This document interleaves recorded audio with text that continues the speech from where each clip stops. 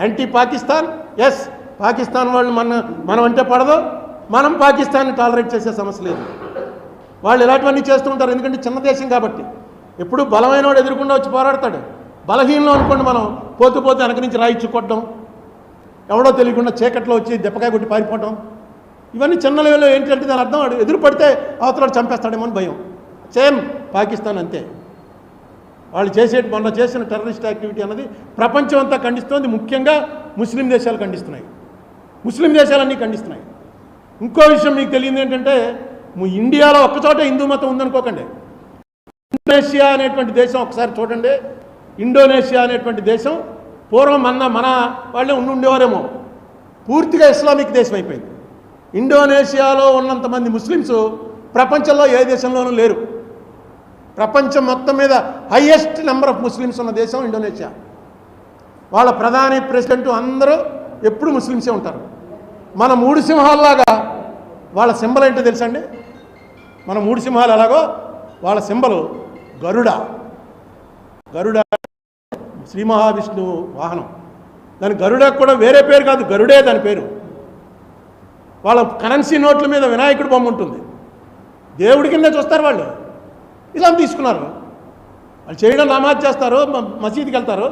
వాళ్ళ పాత పోగొట్టుకోవాలా. అక్కడ రామాయణం, భారతం. థాయిలాండ్లో ఇక్కడ ఎవరన్నా బ్యాంకాక్ వెళ్ళిన వాళ్ళు ఉంటే బ్యాంకాక్ ఎయిర్పోర్ట్లో ఇలా దిగ్గానే మనకు కనిపించేది. మనకి ఇండియాలో అక్కడ కనిపించదు. పెద్ద ఈ బిల్డింగ్ అంత విగ్రహం, ఈ బిల్డింగ్ అంత ఉంటుంది విగ్రహం, పెద్ద విగ్రహం. ఇటేపు ఒక 30 మంది, అటేపు 30 మంది. ఏంట్రా అని అలా చూస్తే నాకు గుర్తొచ్చింది క్షీరసాగర మదనం. మధ్యలో ఏమో శ్రీ మహావిష్ణువు ఉంటాడు, పెద్ద సర్పం. ఇటు రాక్షసులు కూరలు ఏవో పెట్టారు, ఇటేమో కిరీటాలు పెట్టి దేవతలు లాగుతూ ఉంటారు.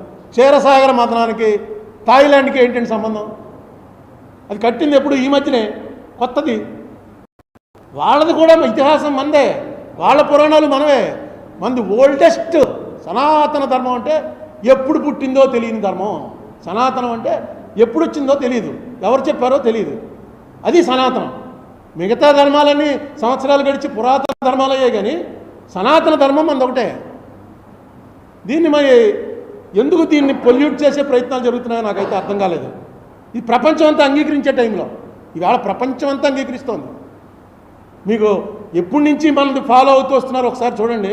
హిరోషిమా నాగసాకి మీద బాంబు వేశాడు. బాంబు వేసిన వాడు వాడికి అసలు ఇక్కడ ఇండియా అనే దేశం కూడా అప్పుడు ఎక్కడుందో వాడికి తెలియని పరిస్థితి.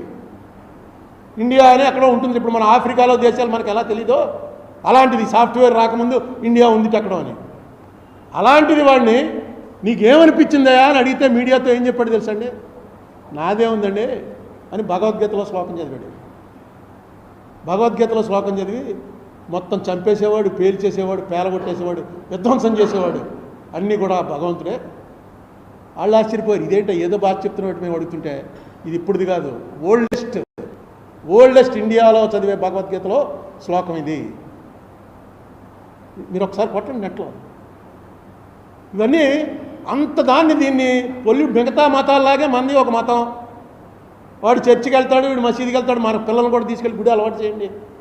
మనకు ఎవడ అలవాటు చేసేటండి? మనమే హిందువుల నుంచి అందరూ జాయిన్ అయిపోతారా? ఏదో కారణం ఉంటే. ఇప్పుడు నాకు తెలిసి నా 70 ఏళ్ళ జీవితంలో ముస్లిం అయిన వాడు క్లాషెస్ క్లే అన్నవాడు ఎవరు? మొహమ్మద్ అలీ అనే బాక్సరు. ఇక్కడ మనకి రెహమాన్ మ్యూజిక్ డైరెక్టర్. ఇంకెవడు చెప్పండి, నాకు తెలియదు ఎప్పుడయ్యారో ముస్లింలలోకి.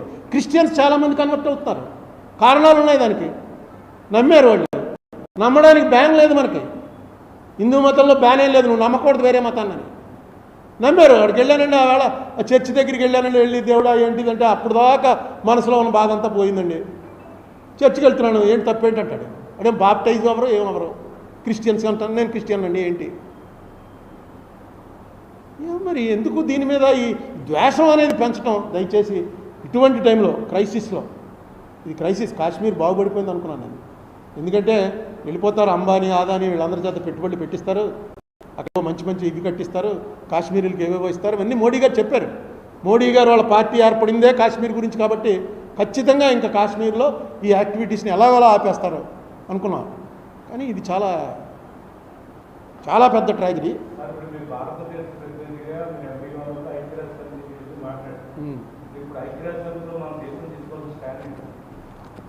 తీసుకున్నారుగా స్టాండ్, ఇంతకన్నా స్టాండ్ ఏంటి? ఇప్పుడు ఒకటి, మోడీ అనేది సామధాన భేద దండోపాయాలని 4 ఉంటాయా? మనకు ఆ 4 తెలుసు. కానీ మహాభారతంలో ఇంకో ఉపాయం కూడా ఉంది, ఉపేక్షోపాయం. పివి నరసింహారావు చేసేవాడు అది.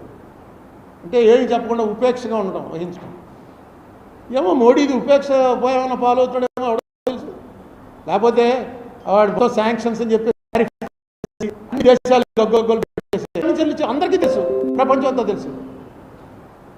సో నేను ఈ అవకాశాన్ని వాడుకుని రిక్వెస్ట్,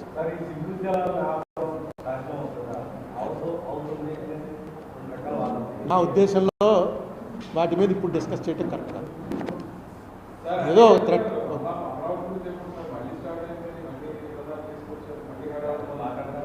అమరావతి వారికి ఎజెండా.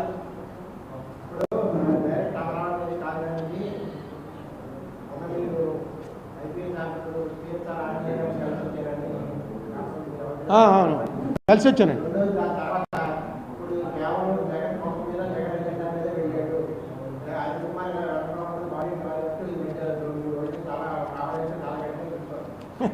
ఇప్పుడు ఒకటి చెప్తాను మీకు, ఇది పార్టీకి కూడా రాసుకొచ్చాను. తెలుగుదేశం వారికి ఇంతకుముందు వైసీపీ వారికి చెప్పింది మీకు గుర్తుండే ఉంటుంది. నెల్సన్ మండేలా స్టోరీ చెప్పాను, గుర్తుంది కదా? నెల్సన్ మండేలా మీద ఉచ్చబోసేవాడు ఒకడు వచ్చి, ఓ జైలరు, దీని చేత పని చేయిస్తూ మధ్యలో వచ్చి కావాలని, అంటే దారుణమైన అవమానం అన్నమాట అది. అతను ఒక రెస్టారెంట్కి నెల్సన్ మండేలా ప్రెసిడెంట్ అయిన తర్వాత వెళ్తే ఓ మూల ఒకడు వణికిపోతుంటే మండేలా పక్కన ఉన్న సెక్యూరిటీ వాళ్ళతో అతను ఎలా తీసుకురా అని చెప్పాడు. అతను వెంటనే లేచి పోతూ బాబు అని వీళ్ళు వెళ్ళగానే వాడు ఇంకా అయిపోయింది నా లైఫ్ అనుకున్నాడు. తీసుకొచ్చి కూర్చోబెట్టారు, తినన్నాడు. ఏం బాగున్నావా అని అడిగాడు. వాడికి భయం వేసి ఇలా అయిపోతున్నాడు. అన్నీ వీటితో కలిసి వీటి టేబుల్ మీద భోజనం చేశారు, మండేలా గారి టేబుల్ మీదే. బయటకు వచ్చాక సెక్యూరిటీ వాడు ఎవడో క్లోజ్ వాడు అడిగాడు, ఏమండి ఎవరతను అలా వణికిపోతున్నాడు, మీరు భోజనం పెట్టించారు. అప్పుడు చెప్పాట, నేను జైల్లో ఉన్నప్పుడు నా చేత రోజు పని చేయించేవారు, తవ్వటాలు ఇవన్నీ. ఆ తవ్వుతున్నప్పుడు మంచినీళ్ళు అడిగాను అనుకో, వీడు వచ్చి నా మీద వచ్చుకోసేవాడు. ఎందుకే అంత కర్కశత్వం అన్నా సరే పరిపాలకుల దగ్గర మంచి పేరు రావాలనే ఉద్దేశంతో చేసేవాడు. మరి ఏంటి వాడిని అలా చేసేవా, తీసుకొచ్చి పోనీ వదిలేసి ఇగ్నోర్ చేయడం వేరు, వాడిని తీసుకొచ్చి అలా ఆర్డర్ చేసేవేంటి అడిగితే చెప్పాట. వాళ్ళటి వాళ్ళు చాలామంది ఉన్నారు, వాళ్ళందరికీ ఒక మెసేజ్ ఇస్తున్నాను. నేను వచ్చింది సౌత్ ఆఫ్రికాని బాగు చేయడానికి తప్ప వీళ్ళ మీద కక్ష తీర్చుకోవడానికి కాదు. మెసేజ్ వెళ్తుంది. మనం అంత చేసినా సరే అతను ఏం పెట్టుకోలేదురా మనసులో అని. అప్పుడు ఆ రోజున జగన్కి చెప్పాను, ఇది జగన్ ముఖ్యమంత్రి అవగానే ఇక్కడే ఇదే ప్రెస్ మీట్లో ఇదే ప్లేస్లో జగన్కి చెప్పాను. జగన్ పార్టీకి చెందిన వాళ్ళందరూ నన్ను తిట్టారు, నువ్వు చంద్రబాబుకి చెప్పావా జగన్ అనేటప్పుడు లోకు నీకు, అంటే జగన్ కక్ష సాధిస్తున్నాడని చెప్తావా అని. ఈవేళ సనాతన ధర్మానికి చెందినటువంటి పార్టీ అధికారంలో ఉంది కాబట్టి, అంటే బీజేపీ కూడా ఉంది కాబట్టి, మహాభారతంలో ఇది భగవాన్ వాచ్ అండి. మహాభారతంలో అర్జునుడు, కృష్ణుడు, వైశంపాయనుడు, వేదవ్యాసుడు వీళ్ళందరూ మాట్లాడతారు. ఇది డైరెక్ట్గా భగవాన్ మాట్లాడింది. ఏమని?